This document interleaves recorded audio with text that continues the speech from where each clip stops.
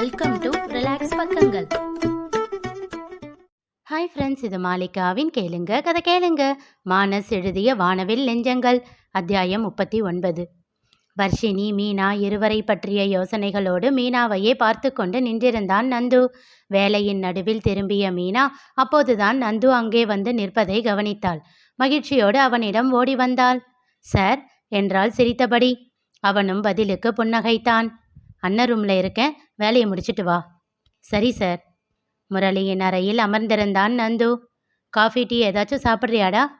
எதுவும் வேண்டாம்ண்ணா, நான் வீட்டுக்கு போய் சாப்பிட்டுக்கிறேன். கொஞ்சம் நோட்ஸ் எல்லாம் மீனா கிட்ட கொடுக்கணும். கொடுத்துட்டு அவளுக்கு ஏதாச்சும் டவுட் இருந்தால் கிளியர் பண்ணிட்டு போகலாம்னு வந்தேன். சரிடா, புன்னகைத்தான் முரளி.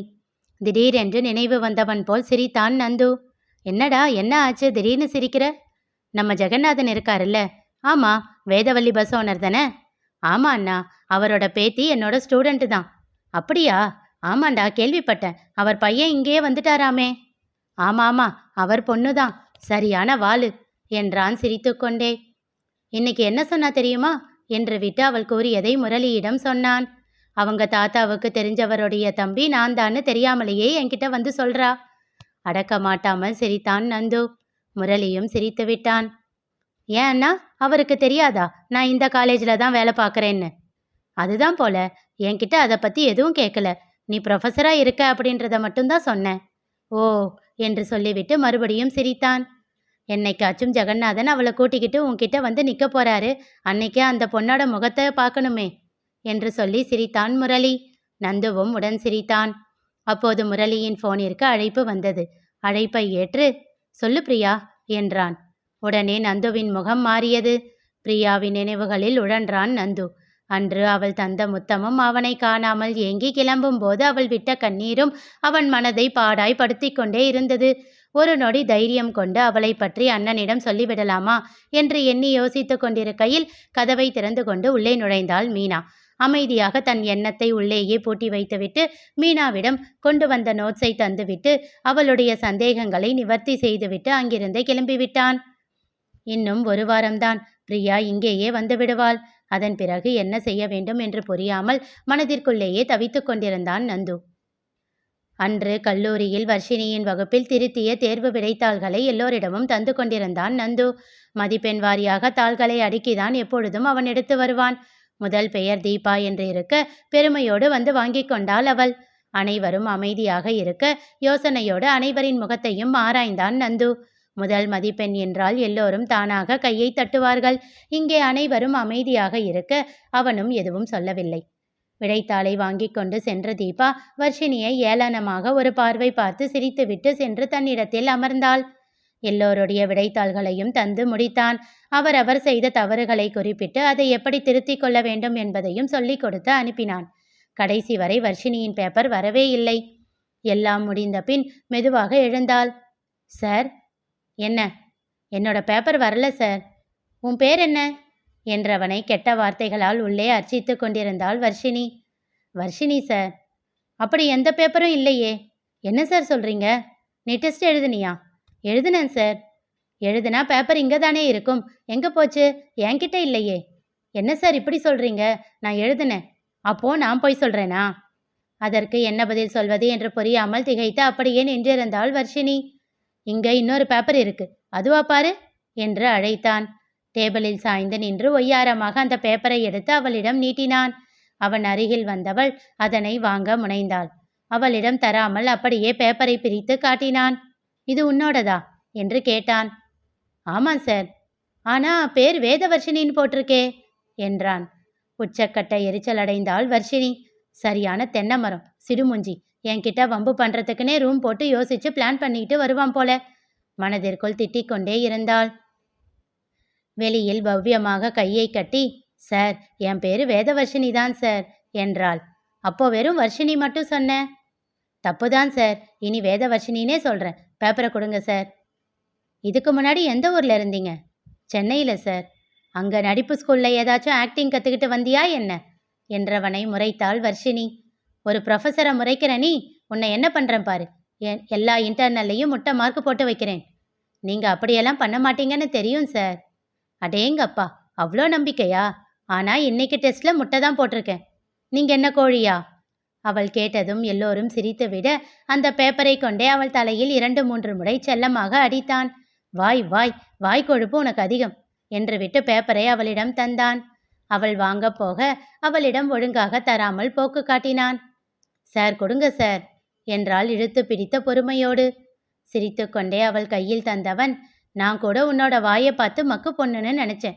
பரவாயில்ல, நல்லா தான் படிக்கிற என்றவன் அவளுடைய மதிப்பெண்ணை கூறி அவள்தான் முதல் மதிப்பெண் எடுத்திருப்பதாக உரைத்தான். உடனே எல்லோரும் சடசடவென்று கையை தட்ட ஆரம்பித்தனர். அடடா, கிளாஸ் ஃபுல்லா அடியாள் வச்சிருக்கியா நீ என்றான்.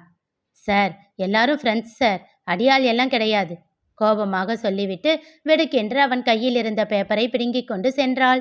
நந்து அவள் என்ன செய்ய போகிறாள் என்று அவளையே கவனித்து கொண்டிருக்க அவளோ தீபாவை திரும்பியும் பார்க்காமல் தன் இடத்தில் சென்று அமர்ந்து கொண்டாள். அதனையும் கவனித்து கொண்டான் நந்து. பின்பு பாடங்களை எடுக்க ஆரம்பித்தவன் வகுப்பு முடிந்ததும் தன்னை ஸ்டாஃப் ரூமில் வந்து பார்க்குமாறு தீபாவிடம் சொல்லிவிட்டு சென்றான். நந்துவை வந்து சந்தித்தாள் தீபா. சார், எதுக்கு கூப்பிட்டீங்க? உனக்கும் வேதாவுக்கும் என்ன பிரச்சனை? ஒன்றுமில்லை சார். பொய் சொல்லாத தீபா, நானும் கவனிச்சுக்கிட்டு தான் இருக்கேன். நான் 10 நாளாக தான் கிளாஸுக்கு வரேன். இருந்தாலும் எல்லாரையும் உன்னிப்பாக கவனிப்பேன். சொல்லு, என்ன பிரச்சனை? நான் எவ்வளவு நல்லா படித்தாலும் அவளை விட மார்க் அதிகமாக வாங்க முடியல சார். அவள் வர்றதுக்கு முன்னாடி நான் தான் எப்பவும் ஃபஸ்ட் மார்க் வாங்குவேன். அப்போது எல்லாருக்கும் என்ன தான் ரொம்ப பிடிக்கும். அவள் வந்ததுக்கு அப்புறம் எல்லா சாருங்களுக்கும் அவளை பிடிக்க ஆரம்பிச்சிடுச்சு. அவள் பணக்கார வீட்டு பொண்ணு வேற.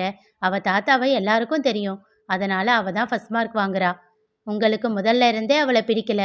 அதனால் அவள் மார்க் வாங்க மாட்டான்னு நினச்சேன். ஆனால் உங்ககிட்டயும் ஃபஸ்ட் மார்க் வாங்கிட்டா. சிரித்து விட்டான் நந்து. யார் சொன்னா தீபா ப்ரொஃபஸர்ஸ் பிடிச்ச பிள்ளைங்களுக்கு தான் மார்க் அதிகமாக போடுவாங்கன்னு? பேப்பரில் என்ன இருக்கோ அதுக்கு தான் நாங்கள் மார்க் போடுவோம். நான் ஒன்று சொல்லவா? உனக்கு அவன் மேலே கொஞ்சம் பொறாமை, கரெக்டா? திகைத்து அவன் முகத்தை நோக்கினாள் தீபா. அப்படியெல்லாம் இல்லை சார் என்றபோது அவள் குரல் உள்ளே இறங்கியிருந்தது. மென்மையாக புன்னகைத்தான் நந்து. உங்கள் 2 பேருக்கும் இருக்கிற வித்தியாசத்தை நான் சொல்லவா? யோசனையாக அவன் முகத்தை பார்த்து கொண்டே நின்றிருந்தாள் தீபா. உன்னோட பேப்பரில் இருக்கிறது எல்லாமே கரெக்டு தான். ஆனால் புக்கில் இருக்கிறத அப்படியே மனப்பாடம் பண்ணி எழுதுற. ஆனால் வேதா அப்படி பண்ணுறதில்ல. நான் சொல்லி கொடுக்குறப்ப என்னென்ன சொல்கிறனோ எல்லா பாயிண்ட்ஸையும் அவள் எழுதியிருந்தா. புக்கில் இருக்கிறத அப்படியே படித்து எழுதுகிற டைப் இல்லை. அவள் சொந்தமாக எழுதுறா. அப்படி பார்க்கும்போது மார்க் நிறைய கொடுக்கணும்னு தான் தோணும். உண்மையிலேயே அவள் நல்லா படிக்கிற பொண்ணுன்னு எனக்கு தெரியாது. அவள் பேப்பரை கரெக்ட் பண்ணதுக்கப்புறம் எனக்கே ஆச்சரியமாக தான் இருந்தது. உன்னோட பேப்பரையும் அவளோட பேப்பரையும் வச்சு கம்பேர் பண்ணால் பல இடங்களில் உன்னை விட அவள் பெட்டராக எழுதியிருக்கா. அதனால தான் அவளுக்கு மார்க் அதிகமாக போச்சு. அவன் சொல்வதையெல்லாம் தீபா பொறுமையாக கேட்டுக்கொண்டு நின்றிருந்தாள். நீ நல்லா படிக்கிற பொண்ணு தான். ஆனால் உனக்காக படி. வேதாவை முந்தணும்னு படிக்காத. அப்படி படித்தா உனக்கு மார்க் வராது. வேதா அவளுக்காக படிக்கிறா, உனக்காக இல்லை. இன்னைக்கு நீ ஃபஸ்ட் மார்க் வாங்கினதும் அவளை பெருமையாக பார்த்த. ஆனால் அவள் ஃபஸ்ட் மார்க் அவள் தான் ஃபஸ்ட் மார்க் அப்படின்னு தெரிஞ்சதுக்கு அப்புறமும் அவள் உன்னை கண்டுக்கவே இல்லை. இதிலிருந்தே நீ புரிஞ்சுக்கணும். நீ என்னை தப்பாக எடுத்துக்க மாட்டேன்னு நான் உன்னை கூப்பிட்டு பேசிக்கிட்டு இருக்கேன். அவளை உன்னோட போட்டியாக பாரு, உன்னோட எதிரியாக பார்க்காத. நீ உனக்காக படி. அப்போதான் உன்னோட திறமை முழுசாக வெளியில் வரும். அவள் மேலே பொறாமை வேண்டாம், புரியுதா? உன்னோட வெல்விஷராக ஒரு சின்ன அட்வைஸாக சொல்கிறேன். இப்போன்னு இல்லை, லைஃப்பில் எப்போவுமே யார்கிட்டையும் பொறாமை வேண்டாம். அது நாம் முன்னேற தடையாக இருக்கும். I hope you understand. புரியுது சார். குட் என்றவன் சிறு புன்னகையோடு அவளை அனுப்பி வைத்தான். ஏன் பாட்டி இப்படி படுத்துறீங்க என்று அழுத்துக்கொண்டே காரில் இருந்து இறங்கினாள் வர்ஷினி. கோயிலுக்கு போகிறோம் இல்லடா, அதனால தான் சொன்னேன். இந்த பாவாடை தாவணியெல்லாம் இப்போ யார் போடுறாங்க? எல்லாம் போடுறாங்க. நீ வா, வந்து பாரு எத்தனை பேர் போட்டிருக்காங்கன்னு. எனக்கு இது பழக்கமே இல்லை பாட்டி, ஏன் இப்படி பண்ணுறீங்க? அவள் கன்னம் கிள்ளி கொஞ்சியவர், எவ்வளோ அழகாக இருக்க தெரியுமா நீ? போதும் போதும், ஐஸ் வச்சது, வாங்க என்று அவர் கையை பிடித்து நடந்தாள் வர்ஷினி. வரீஷ் தன் தாயை பார்த்து புன்னகைக்க அவரும் சிரித்தார். எதுக்கு இப்போ 2 பேரும் சிரிக்கிறீங்க என்றாள் கோபமாக. அம்மா எத்தனை தடவை உன்னை கட்ட சொல்லியிருப்பாங்க.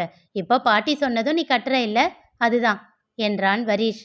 வேற என்ன பண்ணுறது, செல்ல பாட்டி சொன்னால் கேட்காம இருக்க முடியுமா என்று சொல்லிவிட்டு வேதவல்லியின் கன்னத்தில் முத்தம் வைத்தாள் வர்ஷினி. சந்தோஷமாக புன்னகைத்தார் அவர். நால்வரும் கோயிலுக்குள் நுழைந்தனர். கூட்டம் அதிகமாக இருந்தது. இன்னைக்கு என்ன விசேஷம் பாட்டி? இன்னைக்கு மகா சங்கடஹர சதுர்த்தி. இன்னைக்கு விநாயகரை வணங்கி நமக்கு வர்ற எல்லா கஷ்டங்களையும் போக்கணும் அப்படின்னு ஆத்மாத்மா வேண்டிக்கிட்டா நம்ம விக்னங்கள் எல்லாத்தையும் போக்கிடுவாரு அந்த விக்னேஸ்வரன். அப்போ அக்கா, இன்னியோட உன் ப்ரொஃபஸர் பிரச்சனை தீந்துடணும்னு பிள்ளையார்கிட்ட வேண்டிக்கோ என்றான் வரீஷ் சிரித்து கொண்டே. எனக்கு நம்பிக்கை இல்லடா.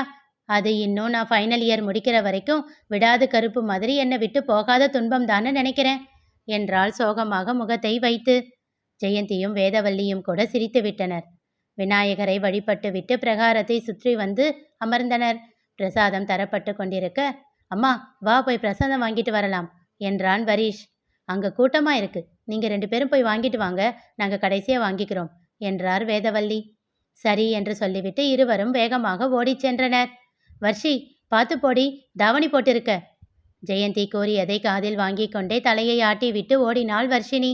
சுட சுட சர்க்கரை பொங்கலை வாங்கி கொண்டு வந்தனர். அக்கா செம்ம சுடா இருக்கு, நான் வேகமாக ஓடி போயிடுறேன், நீயும் வா என்று சொல்லிவிட்டு வரீஷ் ஓடிவிட்டான். கையில் வைத்திருந்த தொன்னையை 2 கைகளிலும் சூடு தாழாமல் மாற்றி மாற்றி வைத்து கொண்டே உஃப் உஃப் என்று ஊதிவிட்டபடி, இருடா நானும் வரேன் என்று வேகமாக அவன் பின்னாலேயே சென்றவள் எதிரில் வந்தவனை கவனிக்காமல் அவன் மேல் மோதிவிட்டாள். அவள் கையில் இருந்த சூடான சர்க்கரை பொங்கல் அவன் மார்பில் பட்டுவிட, அவன் அணிந்திருந்த சட்டையை தாண்டி சூடு உள்ளே இறங்கியதும் ஆ என்று அலறினான் அவன். அவன் யார் தெரிந்து கொள்ள தொடர்ந்து கேளுங்க, கதை கேளுங்க. மீண்டும் சந்திப்போம்.